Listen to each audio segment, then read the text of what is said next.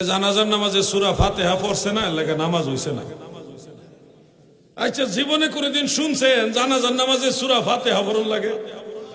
কোন কথা কোন শুনছেন আপনারা কোনদিন? হেতে মশলা লই আইছে, বুখারী শরীফ আছে অত নম্বর হাদিস, তিরমিজি শরীফ আছে অত নম্বর হাদিস। বেগম জিয়ার জানাজার মধ্যে বাইতুল মুকাররমের খতিব সাহেব সূরা ফাতিহা পড়ছে না, এটা একটা মানে নামাজ হইছে না, এটা জাতির সাথে একটা ধোঁকা দেওয়া হইলো, এর মতো করে একটা পোস্ট দিয়ে দিছে। যদি জানতেন তারেক রহমান যে এই মাসালা সূরা ফাতিহা না পড়লে সালাত হয় না, এটা রুকুন, মনে হয় এই ইমামকে ভাড়া করতেন না।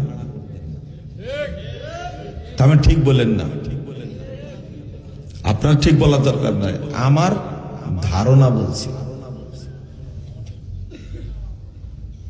সূরা ফাতিহা পড়তে হবে জানাজাতে, সূরা ফাতিহা জানাজায় পড়তে হবে। তিরমিজির 1000 প্রধানমন্ত্রী বেগম খালেদা জিয়ার জানাজা হয়েছে, সারা দেশের লক্ষ লক্ষ মানুষ এই জানাজায় শরীক হয়েছে, বহু আলেম ওলামা শরীক হয়েছে। আমরা দূর থেকে দোয়া করেছি। দেশ পরিচালনায় মানুষটার অবদান আছে, চেষ্টা করছে, ভুল ত্রুটি সবারই কম বেশি আছে, আল্লাহ তাকে মাফ করুক। এই জানাজার নামাজটা কত আনন্দের সাথে মানুষ করছে, দোয়া করে। মানুষ যারা ওনার অনুসারী ফলোয়ার্স, রাজনৈতিক ফলোয়ার্স, তারাও অত্যন্ত ধর্মীয় আবেগের সাথে জানাজাটা সম্পাদন করছে।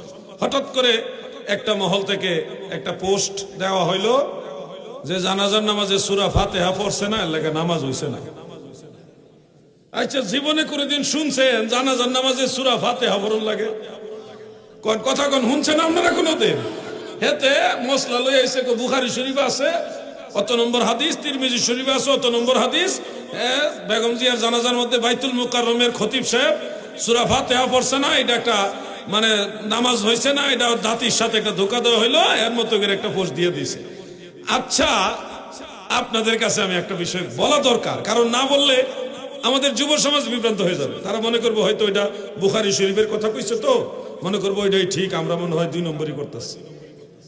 প্রিয় ভাই আমার, বন্ধুরা আমার, প্রথম কথা হলো বাইতুল মুকাররমের সম্মানিত খতিব সাহেব, কওমি অঙ্গনের ভালো একজন আলেম, তিনি মুহাক্কিক আলেম আব্দুল মালিক সাহেব, তিনি জানাজা পড়াইছে 4 তাকবীরে। এটা হানাফি মাযহাবের মাসআলা, এটা সহিহ হাদিস ভিত্তিক মাসআলা, এটা সঠিক হয়েছে। জানাজা 100% বিশুদ্ধ হয়েছে, সঠিক হয়েছে। এটা হলো প্রথম কথা। আর দ্বিতীয় কথা হলো জানাজার মধ্যে সূরা ফাতিহা পড়তেই হবে, নাইলে নামাজ হবে না। এই ধরনের আজগবি কথা কোনো জাল হাদিসেও নাই। একটা হলো কিতাবুল আন্দাজের মধ্যে আছে, বুখারী শরীফ এবং তিরমিজি শরীফের মধ্যে হযরত ইবনে আব্বাস রাদিয়াল্লাহু আনহুমা থেকে একটা riwayat আছে। সেই riwayatটার মধ্যে বলা হয়েছে জানাজার নামাজে সূরা ফাতিহা পড়া মিনাস সুন্নাহ, সুন্নাহর অন্তর্ভুক্ত। এটা না পড়লে জানাজা হবে না এই কথা নাই, বলা হয়েছে জানাজার মধ্যে সূরা ফাতিহা পড়াটা হলো কি সুন্নাহ।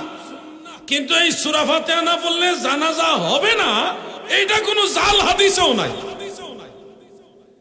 এরপরে তিরমিজি শরীফে এই কথাটা আরো একটু সুন্দর করে লেখছে, মিনাস সুন্নাতি আও মিন তামামিস সুন্নাহ। এটা সরাসরি সুন্নাহ অথবা সুন্নাহ এর পরিপূর্ণতা, সুন্নাহর পরিপূর্ণতা, পরিপূর্ণ সুন্নত একটা হওয়ার জন্য এটা সহযোগী, এরকম। তাহলে এখানে একটা ইখতিলাফ, তার মানে এটা জানাজার জরুরি অংশ না, ফরজ না। জানাজার এমন অংশ না যেটা ছাড়া জানাজা হবেই না, এরকম বিষয় না। জানাজা কিভাবে পড়তে হবে এই ব্যাপারে বিশুদ্ধ পর্যায়ের প্রায় 12টা হাদিস আছে। কয়টা? ঘুমাই রয়েছেন নাকি আপনারা? 12টা হাদিস শরীফ আছে। সেখানে নবীজির সবচেয়ে কাছের একজন সাহাবী হলেন শেরে খোদা মাওলা আলী রাদিয়াল্লাহু আনহু। নবীজির একেবারে কাছের সাহাবী, আহলে বাইতে রাসূলের সদস্য, পাক পাঞ্জাতনের একজন। তিনি খোলাফায়ে রাশিদিনের সদস্য। তিনি এই riwayatটা বর্ণনা করেছেন, ইন্নাহু কানা ইয়াবদাউ বিহামদিল্লাহি তাআলা সুম্মা ইউসাল্লি আলান নবী সাল্লাল্লাহু আলাইহি ওয়াসাল্লাম সুম্মা ইয়াকুল আল্লাহুম্মা ইগফিরলি আহইয়াইনা ইলা আখিরিল হাদিস।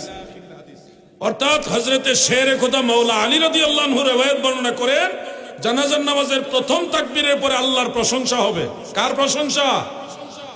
500 সাহাবীর ছাত্র, যিনি 500 সাহাবীর কাছ থেকে হাদিস সংগ্রহ করেছেন, হযরতে শাআবী রাহমাতুল্লাহ আলাইহি, তিনি বলেন, আমি সাহাবীদের কাছ থেকে জেনেছি জানাজার নামাজে তাকবীরাতুল উলা, প্রথম তাকবীরের পরে যেটা পড়তে হয় এটা হলো সানাউলিল্লাহি তাআলা, আল্লাহর জন্য সানা পাঠ করতে হয়। এরপরে তাকবীরে সানিয়া, যেটা দ্বিতীয় তাকবীরের পরে নবীজির উপর দুরূদ শরীফ পড়তে হয়, তৃতীয় তাকবীরের পরে দোয়া পড়তে হয়, চতুর্থ তাকবীর দিয়ে সালাম। এটা হযরতে আলী রাদিয়াল্লাহু আনহু বর্ণনা করেছেন, হযরতে সাহাবী নিজে ব্যাখ্যা করে দিয়েছেন। হযরতে আবু হুরায়রা রাদিয়াল্লাহু আনহুর নাম শুনেছেন আপনারা? তিনি সর্বাধিক হাদিস বর্ণনাকারী সাহাবী। এটা মুয়াত্তায়ে মালিকের মধ্যে আছে। মুয়াত্তায়ে মালিক হলো বুখারী শরীফ লেখার আগের কিতাব। ইমাম মালিক ইবনে আনাস ইমাম বুখারীর উস্তাদের লেখা কিতাব। ইমাম বুখারীর উস্তাদের উস্তাদ, দাদা উস্তাদ ইমাম মালিক ইবনে আনাস রাহমাতুল্লাহ আলাইহি তার মুয়াত্তার মধ্যে হাদিস শরীফটা বিশুদ্ধ শুনে এনেছেন। হযরত আবু হুরায়রা আল্লাহর নামে কসম করে বলতেছেন, আল্লাহর কসম, যখন মাইয়িতের লাশ খাটিয়ার মধ্যে রাখা হয় তখন আমি কাব্বারতু, তাকবীর বলি, ওয়া হামিদুল্লাহ, আল্লাহর প্রশংসা করি, সানা পাঠ করি, এরপরে দ্বিতীয় তাকবীর বলি, তারপরে নবীজির উপরে দুরূদ শরীফ পাঠ করি, তারপরে তৃতীয় তাকবীর বলি, তারপরে মাইয়িতের জন্য দোয়া করি, চতুর্থ তাকবীর দিয়ে সালাম দেই। এটাই হলো জানাজা পড়ার নিয়ম। সুবহানাল্লাহ বলেন। 12 জন সাহাবী থেকে জানাজার নামাজের বিশুদ্ধ সনদের হাদিস রয়েছে, গ্রহণযোগ্য হাদিস রয়েছে। যেভাবে আমরা জানাজা পড়ি ওটা ঠিক, এটা 12 জন সাহাবী থেকে হাদিস আছে। কতজন সাহাবী? এরা তো জানেও না। সেই মুসান্নাফ ইবনে আবি শাইবা, ইমাম বুখারী এবং মুসলিমের উস্তাদের লেখা কিতাব, কিন্তু একটা প্রপাগান্ডা ছড়ায় দিল, সারা দেশের মানুষের মধ্যে একটা আতঙ্ক ছড়ায় দিয়েছে।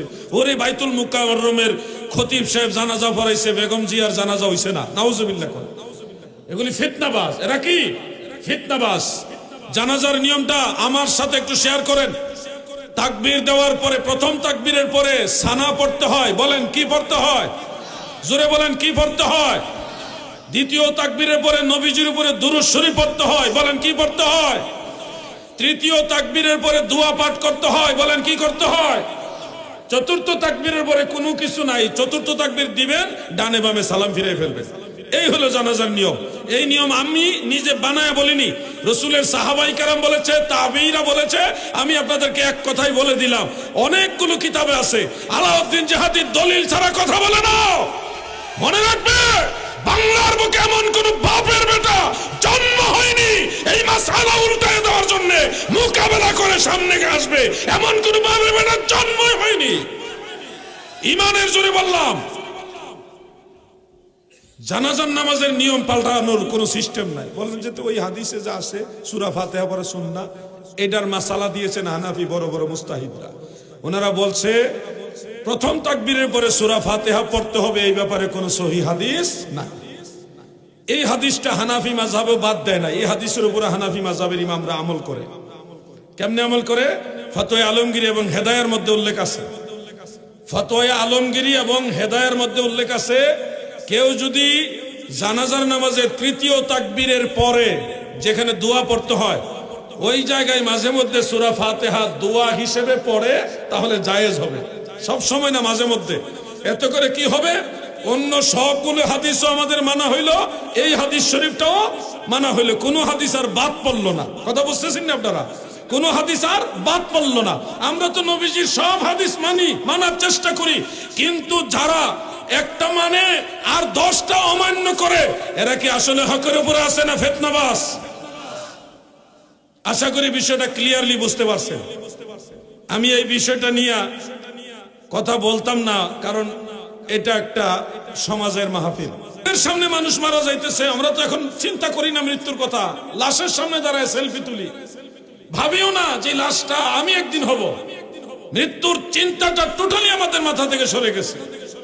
চির ঘুমে যাবে ঘুমাইবে নরে আসু, মন কারণ কির শোধাইবে, বিকটাকৃতিতে কি যে ভয় হবে, বিপদ পদবিনে ভাব সবে মিশে। ছন্দগুলি কি খারাপ লাগে আপনাদের? এগুলি লিখেছেন কুষ্টিয়ার মিরপুর থানার মাওলানা দাদ আলী সাহেব রহমাতুল্লাহ আলাই। উনি কলিকাতা আলিয়া মাদ্রাসার ফারেক, বড় একজন আলেম ছিলেন। উনি নবীজি শানে গজলগুলি লিখেছেন। আমার খুব ভালো লাগে এগুলো গাইতে, মনের ভিতরে শান্তি পাই, তৃপ্তি পাই, আনন্দ পাই। তব দর্শনে জালা জোড়াইব পদ রসনে তনু শীতলিব, দাস সম্ভাষণে মন পুলকিব পদ নীরজ ভেষদয়ে বিশে। বাংলা ছন্দ বুঝছেন তো সবাই? না বুঝতে একটু কষ্ট হয়েছে। ইজি না? মাশাআল্লাহ, একবার ইজি। তারপর একবার কইয়া দিই, সবাই লেখা ইজি না। তব দর্শনে জ্বালা জোড়াইব, গো নবী আপনাকে দেখে আমার অন্তরে জ্বালা জোড়াবো। পদ পরশনে তনু শীতলিব, আপনার কদম মোবারকের ছোঁয়া আমার হাতে, আমার ঠোঁটে আপনার কদম মোবারকের ছোঁয়া লাগাইয়া আমার শরীর ঠান্ডা করব। দাস সম্ভাষণে মন পুলকিব, দাস সম্ভাষণ মানে নবী গো আপনি যখন আমাকে দাস গোলাম বলে সম্ভাষণ করবেন, সম্বোধন করবেন, হে আমার গোলাম আলাউদ্দিন, ও আমার গোলাম আলাউদ্দিন, এই সম্বোধন যখন আপনি আমাকে করবেন তখন আমার মন পুলকিবে, আমার মন আনন্দিত হয়ে লাফাবে। তব কাছে আসে এর মন্ত্র সদি, ওগো নবী আপনার কাছেই এই সব রোগের ঔষধ আছে। সুবহানাল্লাহ বলে। এই হলো আশেক রাসূলের কবিতার ভাষা। আপনারাও মনে মনে নিয়ত করেন অন্ততপক্ষে দয়াল নবীজিকে যেন একবার দেখে কবরে যাইতে পারে, এটুকু নিয়ত করেন ভাই, একটু কষ্ট করেন, সময় তো বেশি নাই, আপনারা একটু চেষ্টা করেন, পারবেন। আপনি জানেন আপনার ঘরেও নবীজি আসে, রোহানি বাবা আপনার ঘরেও নবীজি আসে, কিন্তু আপনি তো তালাশ করেন না, আপনি বেখবর। আপনার ভাঙ্গা ঘরে নবীজি এসে দেখা দিবে, আপনার ঘরে আসবেন না। আপনি মদিনা শরীফ যাওয়ার তৌফিক হলে যাইয়েন, কিন্তু আপনি ঘরে বসা মৃত্যুর আগে জান্নাত দেখে যেতে পারবেন, নিশ্চিত নবীকে দেখে যেতে পারবেন, এই আমল আছে। কিন্তু একটু কষ্ট করতে হবে, এমনি এমনি পারবেন না। ওয়াজ শুনলেই সব হয়ে যায় না, ওয়াজ আমল করতে হবে। দৈনিক 1000 বার দরুদ শরীফ পড়তে হবে, তাহলে দুইটা জিনিস পাইবেন গ্যারান্টি। এক নম্বর হলো আল্লাহর নবীর দিদার পাইবেন 40 দিনের ভিতরে, আর দ্বিতীয় হলো মৃত্যুর আগে জান্নাতের কোন জায়গায় আপনি থাকবেন আল্লাহ আপনাকে স্বপ্নে যোগে দেখাবেন। এই দুইটা পুরস্কার নিশ্চিত পাবেন 1000 করে দরুদ শরীফ পড়লে দৈনিক। একটু কষ্ট, হঠাৎ করে 1000 দরুদ শরীফের কথা শুনে হয়তো টেনশনে পড়ে গেছে, আসলে কষ্ট না ভাই, শুরু করেন দেখবেন ভালো লাগবে। দরুদ শরীফ বড় যেটা ওটা নিয়েন না, ছোটটা পড়েন। সাল্লাল্লাহু আলাইহি ওয়াসাল্লাম, সাল্লাল্লাহু আলাইহি ওয়াসাল্লাম, সাল্লাল্লাহু আলাইহি ওয়াসাল্লাম, সাল্লাল্লাহু আলাইহি ওয়াসাল্লাম 5 বার ভরা হয়ে গেছে। কতক্ষণ লাগে ভাই? পড়েন না, চেষ্টা করেন। 1000 বার প্রথমেই পারবেন না, 100 বার শুরু করেন, 100 বার দিয়া, এরপরে দেখবেন মজা লাগবে। সকালে 100 বার পড়ছেন, পড়ার পরে দেখছেন এটা মজা পাইছেন, দুপুরের আগেই দেখা গেছে আর একটু অবসর পাইছেন, আবার 100 বার পড়ে নেবেন, দেখা গেছে আর একটু মজা লাগছে, বিকালে আবার একটু সময় পাইছেন, তসবিহ জানা নিয়ে পড়া শুরু করে দিবেন। এইভাবে দেখবেন দিনে 1000 পার পড়া সম্ভব। একসাথে না পারলে ভাঙ্গা ভাঙ্গা পড়েন। আমার নবীর সাথে সম্পর্ক করো, নবী যার হয়ে যায় আমার আল্লাহ তার হয়ে যায়, ঠিক কিনা বলেন?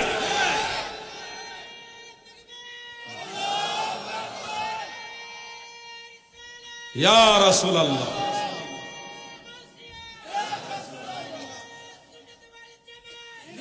আমার দাদু ভাইরা দিলের কান লাগায় কথাগুলো শুনেন। ওয়াজ শুধুমাত্র শোনার জন্য না, আমল করার জন্য নিয়ত করে শুনেন।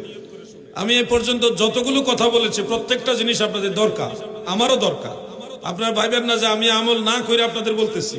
আলহামদুলিল্লাহ, আমি আগে নিজে আমল করি, তারপরে মানুষকে বলি। হ্যাঁ, এটা বলছি না যে আমি একেবারে নির্ভুল, আমার কোনো ভুল না, এটা বলি না, আমি দুর্বল।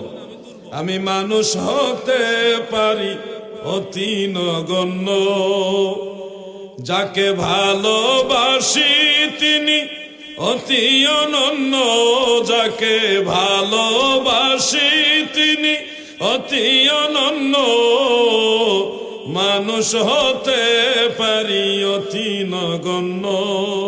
আমরা দুর্বল হইল যেই নবীকে ভালোবাসি, ওই নবী মহান নবী, দয়াল নবী, রহমতের নবী, ঠিক কিনা বলেন? মনোবল রাখবেন, ভুল হইলে হইছে, কিন্তু চালাই যাবেন, চেষ্টা চালাই যাবেন। আপনার ভুলের জন্য তো দয়াল নবী আছেই। হাসরের ময়দানে দাঁড়ায় থাকবেন, আল্লাহ তাআলা জিগাইবো, এই আব্দুর রহমান কি করছ? আপনি কবেন, আল্লাহ আমি কি করছি? আপনি তো জানেনই, আপনি যেটা কবেন এটাই ঠিক।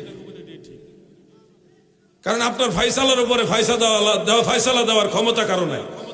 আপনার চেয়ে বড় ইনসাফওয়ালা আর কেউ নাই, আপনার চেয়ে ন্যায়পরায়ণ আর কেউ নাই, আপনার চেয়ে দয়ালু আর কেউ নাই, আপনার চেয়ে ক্ষমাশীল আর কেউ নাই।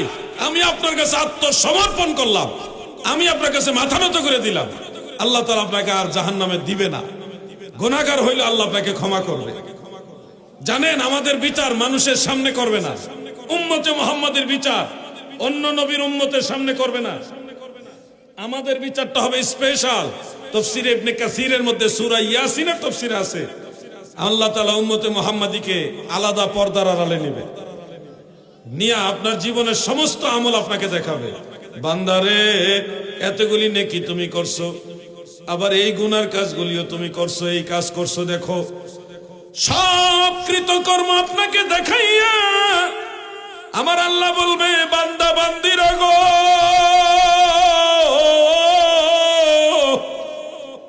তোমরা আমার এই আদেশগুলি মানছো, এই আদেশগুলি মানো নাই।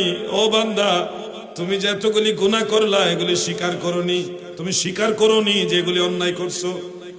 নবীর উম্মতের মধ্যে দুই গ্রুপ হবে, একদল হলো গুনাহগার কিন্তু ইমানদার, আরেক দল হলো মুনাফিক। দুই গ্রুপের মধ্যে যারা গুনাহগার উম্মত, তারা বলবে, আল্লাহ আমি তো গুনাহ করছি, ওই আপনি তো জানেন, ওই দেখাইতেছেন আপনার সাথে বড় সত্যবাদী আর কেউ নাই। আল্লাহ আমি তো করছি, ওই শরম দিয়েন না আল্লাহ, ও আল্লাহ আমি তো করছি, আল্লাহ আপনার কাছে নত হয়ে গেলাম। আল্লাহ যখন আপনি বলবেন, নত হয়ে যাবেন, তখন আল্লাহ পর্দার আড়ালেই, কোনো মানুষকে না দেখায়া পর্দার আড়ালেই আপনাকে মাফ করে দেবে। এটা সহিহ মুসলিমের হাদিস, ইবনে কাসিরের মধ্যে আছে। কাউকে জানতে দিবে না, কোন মানুষকে জানাইবে না আপনি যে গুনাহ করছেন, ভুল করছেন, কাউকে দেখাবে না, পর্দার আড়ালে মাফ করে দিব। কারণ আপনি আল্লাহর হাবিবের উম্মত, রাহমাতুল লিল আলামিন নবীর উম্মত, নবীর কারণে মাফ পেয়ে যাবেন। সুবহানাল্লাহ বলেন। কিন্তু উম্মতের মাঝে কিছু লোক আছে না, যারা বেত্তুমিজ, মুখে একটা অন্তরে, এগুলি আবার ওই সময়ও তেরামি করব। এদের সব কৃতকর্ম আল্লাহ তাআলা দেখানোর পরে তাদেরকে যখন বলবে, তোমরা কি অন্যায় কাজগুলি স্বীকার করো, তোমরা যে করছো এগুলি স্বীকার করো, প্রত্যেকেই জবাব দিবে। মুনাফিকরা বলবে, আল্লাহ আপনার জাতের কসম করে বলতেছি আমি এই পাপ করি নাই। আল্লাহর সাথে অস্বীকার করবে। আল্লাহ তাআলা বলবে, তোমার দুই কাঁধের দুই ফেরেশতা সাক্ষী আছে। আসেনি কাঁধে ফেরেশতা? সত্যি করে এখন আছে? তাহলে হিসাব কিতাব কইরা কিন্তু সামনে চললেন, সব কিন্তু নোট করা হচ্ছে, কাউকে এমনি এমনি ছাড় দেওয়া হবে না। এই দুই ফেরেশতাকে আল্লাহ তাআলা উপস্থিত করায় বলবে, তোমরা সাক্ষী দাও। তারা সাক্ষী দিবে, আল্লাহ আমরা সাক্ষী দিলাম আপনার এই বান্দা এই গুনার কাজগুলি করছে। তখন ওই মুনাফিক বলবে কি জানেন? সে বলবে, আল্লাহ কেউ যদি জুলুম করে, আপনি কি সে জালিমের পক্ষে থাকেন না মজলুমের পক্ষে থাকেন? আল্লাহকে সে যুক্তি দেখাবে। আল্লাহ তাআলা বলবে, নিঃসন্দেহে আমি মজলুমের পক্ষে। সে বলবে, আল্লাহ এরা আমার উপরে মিথ্যা তোহমত দিতেছে, আমি মজলুম, এরা জালেম। ফেরেশতারা বলে, জালেম, এরা জালেম, আমি মজলুম, আপনি আমার পক্ষে থাকেন।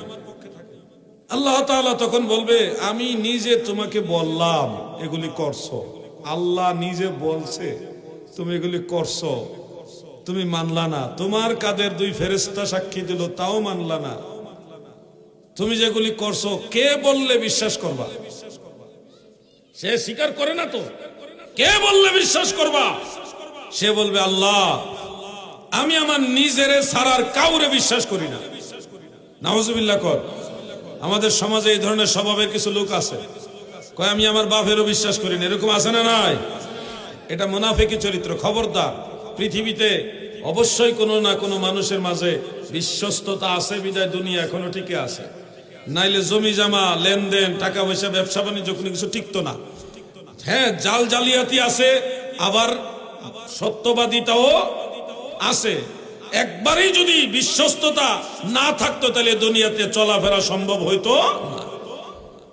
তখন আল্লাহ তাআলা ওই ব্যক্তির জবান বন্ধ করে দিবে, দিয়ে হাত পা চোখ তার অঙ্গের চোখ জবান খুলে দিবে। হাতে বলবে আল্লাহ আমি সাক্ষী দিলাম এই লোক এই গুনার কাজ করছে, পায়ে বলবে আল্লাহ আমি সাক্ষী দিলাম এই লোক এই গুনার কাজ করছে, চোখেও সাক্ষী দিবে, সব সাক্ষী দিবে। দেওয়ার পর আল্লাহ তার মুখ খুলে দিয়ে বলবে তুমি তো বলেছো তুমি তোমার নিজেকে বিশ্বাস করো, তোমার শরীর তুমি যা করেছো তার সাক্ষী দিয়েছে, এখন তোমার বক্তব্য কি? মুনাফিক তখন আফসোস করে বলবে হে আমার শরীর, আমি তোমাকেই জাহান্নামের আগুন থেকে বাঁচানোর জন্য আল্লাহর কাছে মিথ্যা বলেছিলাম, সেই তুমিই সত্য বলে দিলে। আফসোস করে আক্ষেপ করে কথাটা বলবে। আচ্ছা, আল্লাহর কাছে মিথ্যা কথা বলে পার হওয়ার কোনো সুযোগ আছে? সত্য করে বলেন, সুযোগ আছে? তাহলে মনে রাখবেন, গুনাহগার হইল মুমিন হন, মুনাফিক হইয়েন না। কারণ মুনাফিক নাজাত পাবে না। গুনাহগার হইলে মুমিনদের মধ্যে যারা গুনাহগার, বড় গুনাহগার, তারাও একবার না একবার জান্নাতে যাবে। কারণ আমার নবীজি বলেছেন, عن جابر بن عبد الله رضي الله تعالى عنه قال سمعت رسول الله صلى الله عليه وسلم يقول شفاعتي لأهل الكبائر من أمتي هذا حديث صحيح। হযরত জাবের বলেন আল্লাহর নবীকে বলতে শুনেছি গো, দয়াল নবীজি বলেছেন আমার উম্মতের মধ্যে যারা বড় বড় গুনাহগার, আমি রাসূল তাদের জন্য সুপারিশ করব, এই গুনাহগার উম্মতকে তরাইয়া জান্নাতে লইয়া যাব। সুবহানাল্লাহ। এই জন্য বাংলার বিখ্যাত কবি কাজী নজরুল ইসলাম গান গেয়েছেন, গুনাহগার ভয় নাহি আর মাফি নিবার, আজকে মহাদিন এসেছেন সেই মুহাম্মদ মুস্তাফা ওই রাসূলে কারীম। জানা থাকলে বলেন, গুনাহগার ভয় নাহি আর মাফি নিবার, আজকে মহাদিন। পারেন না এটা গজলটা? ভাইয়ে একটা গ্রুপের দিকে তুললা কইটা পারি না, বুঝাইতেছে এটা তো পারি না। না পারলো, এটা কি না পারার জিনিস? পারবেন, নবীর মহব্বতের গজল না, অন্য গজল তো পারেন। আমার সাথে টানেন না, কাজী নজরুলের গান এটা। গুনাহগার ভয় নাহি আর মাফি নিবার, আজকে মহাদিন। এটা কাজী নজরুল নবীজির মিলাদুন নবী উপলক্ষে গানটা লিখছিল, মিলাদুন নবীর গজল এটা। কাঁদিছে কাঁপিছে লাতমানা তৈ কাবা ঘরে, কাঁদিছে শয়তান পালাবে কোন পথে, হাই রশ্মি ভরা আসমান ও জমিন। মানে নবীজি যেদিন দুনিয়াতে আসে সেদিন শয়তান কাঁদছে, আরে রহমতের নবী চলে আসছে, ফুফায়ে ফুফায়ে কাঁদছে। আর কাবা ঘরের ভিতরে যত মূর্তি ছিল, লাত মানাত উজ্জা হুবল, এগুলি কাঁপতে কাঁপতে জমিনের মধ্যে উপর হয়ে পড়ে গেছে।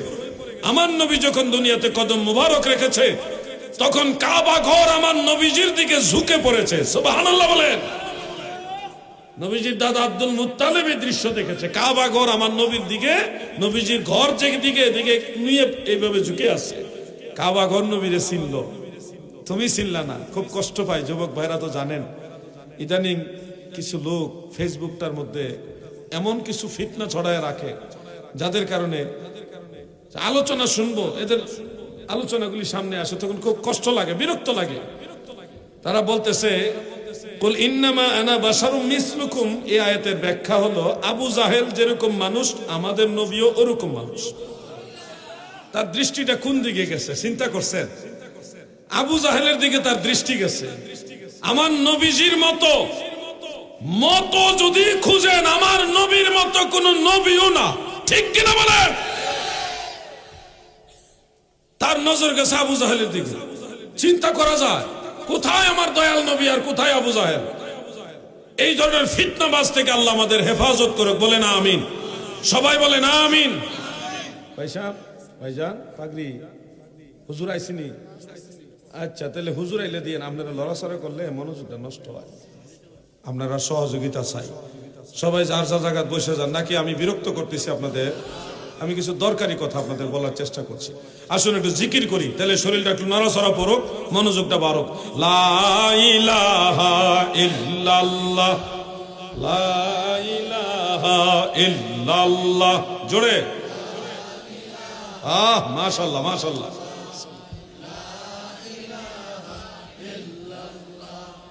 লা ইলাহা ইল্লাল্লাহ মুহাম্মদ রবিউল আউয়াল চন্দ্র মাস,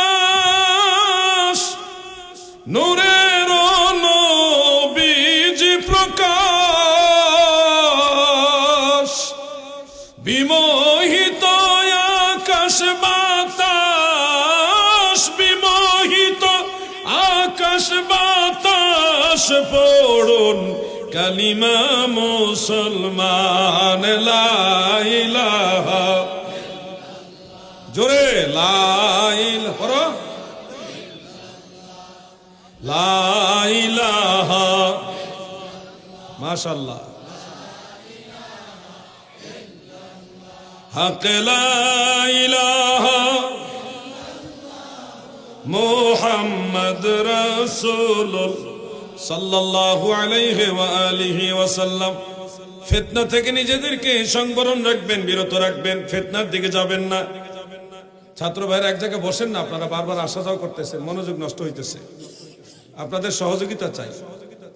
এতক্ষণ কথা বললাম, নড়াচড়া করেন নাই, ভালো লাগছে। এখন আসা যাওয়া করলে তো মনোযোগ আমারই নষ্ট হয়ে যায়। মানুষের কি করবো, খুব মনোযোগ। কি তা জানি কইতাম আসলে,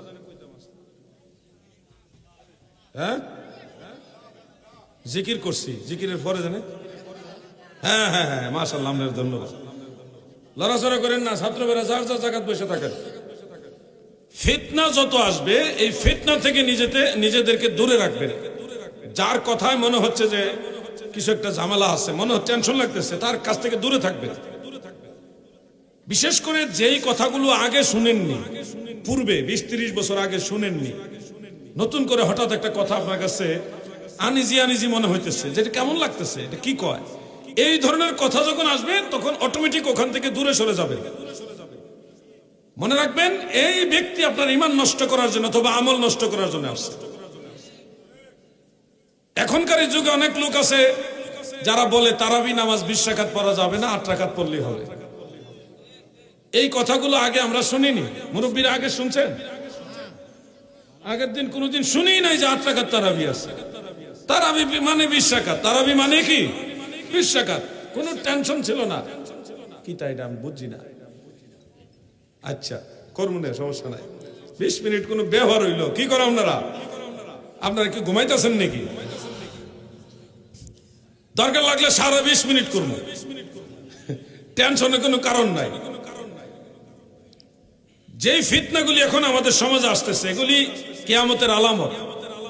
হঠাৎ করে সে বলবে বেতের নামাজ 1 রাকাত, সারা জীবন পড়ছেন কত রাকাত? এখন যদি হঠাৎ করে কেউ 1 রাকাত, একটা ফেস লাগবো না?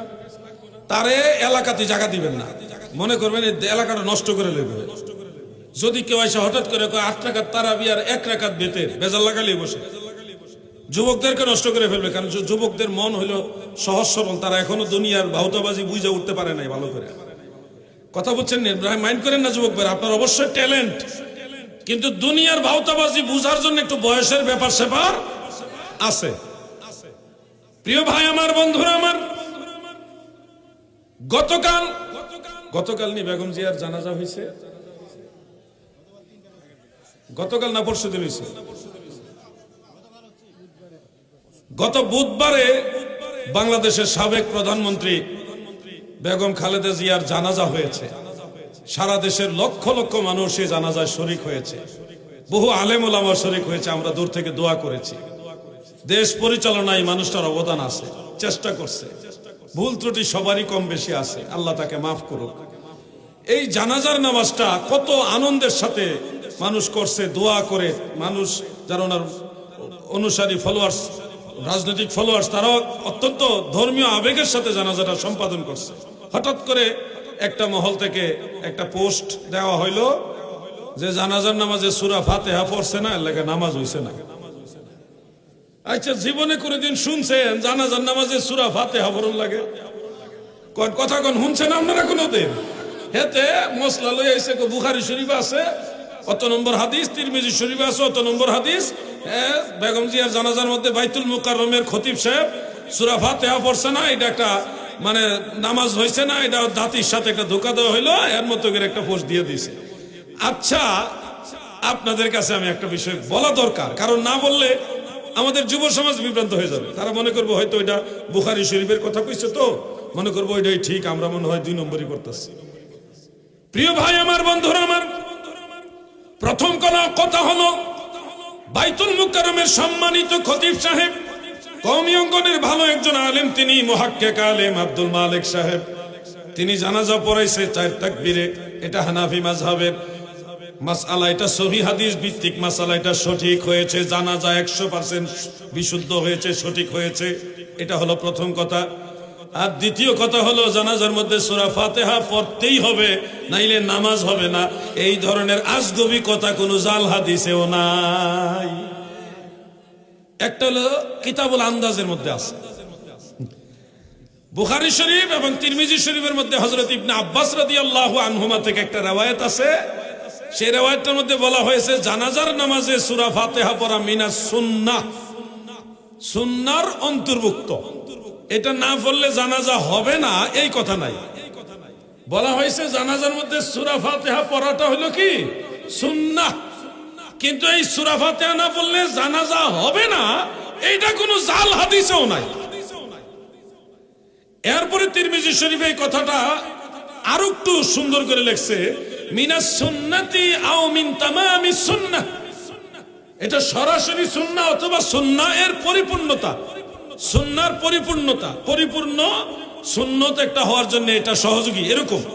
তাহলে এখানে একটা ইখতিলাফ, তার মানে এটা জানাজার জরুরি অংশ না, ফরজ না।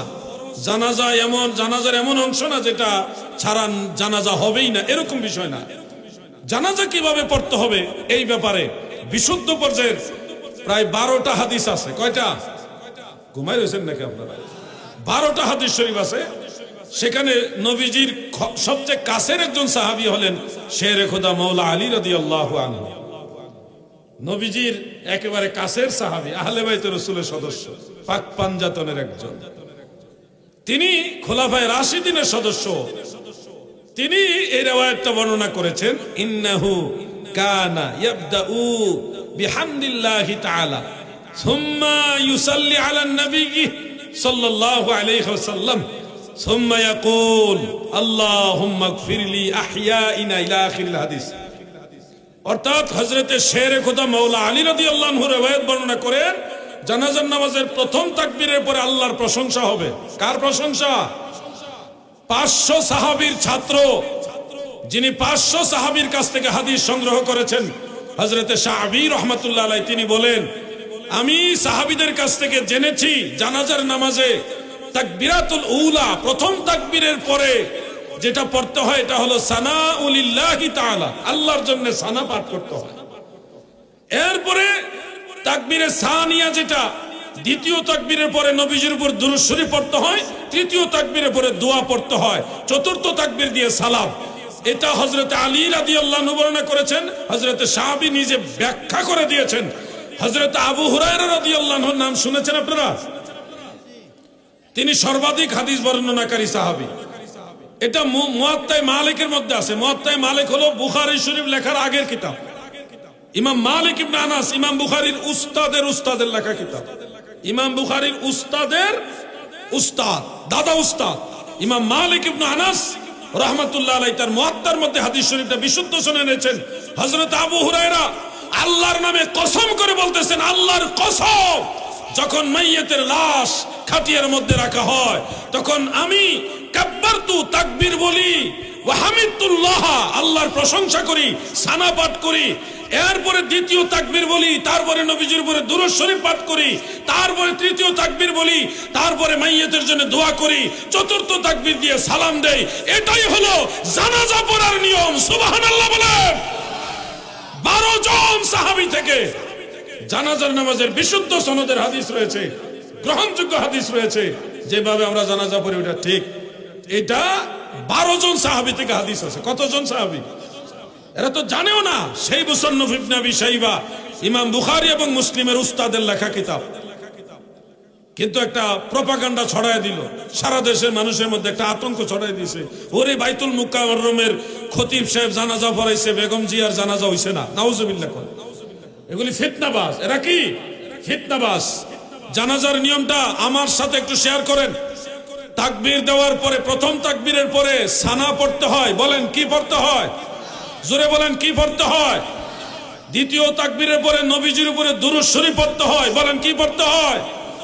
তৃতীয় তাকবীরের পরে দোয়া পাঠ করতে হয়। বলেন কি করতে হয়?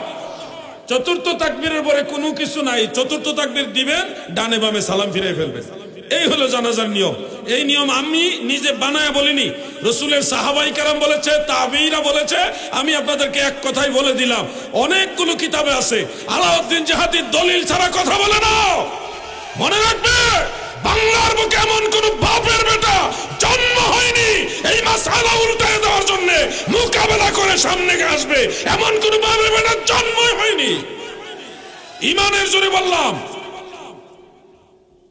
জানাজার নামাজের নিয়ম পাল্টানোর কোনো সিস্টেম নাই। বলেন যে তো ওই হাদিসে যা আছে সূরা ফাতিহা পড়া সুন্নাহ, এটার মাসালা দিয়েছেন হানাফি বড় বড় মুস্তাহিদরা। ওনারা বলছে প্রথম তাকবীরের পরে সূরা ফাতিহা পড়তে হবে, এই ব্যাপারে কোনো সহিহ হাদিস না। এই হাদিসটা হানাফি মাযহাবও বাদ দেয় না। এই হাদিসের উপরে হানাফি মাযহাবের ইমামরা আমল করে। কেমনে আমল করে? ফতোয়া আলমগীর এবং হেদায়ার মধ্যে উল্লেখ আছে। ফতোয়া আলমগীরি এবং হেদায়ার মধ্যে উল্লেখ আছে, কেউ যদি জানাজার নামাজের তৃতীয় তাকবীরের পরে যেখানে দোয়া পড়তে হয় ওই জায়গায় মাঝে মধ্যে সূরা ফাতিহা দোয়া হিসেবে পড়ে, তাহলে জায়েজ হবে। সব সময় না, মাঝে মধ্যে। এত করে কি হবে?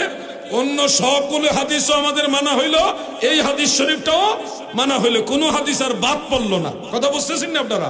কোনো হাদিস আর বাদ পড়লো না। আমরা তো নবীজির সব হাদিস মানি, মানার চেষ্টা করি, কিন্তু যারা একটা মানে আর 10টা অমান্য করে, এরা কি আসলে হকের উপরে আছে না ফিতনাবাজ? আশা করি বিষয়টা ক্লিয়ারলি বুঝতে পারছেন। আমি এই বিষয়টা নিয়ে কথা বলতাম না, কারণ এটা একটা সমাজের মাহফিল।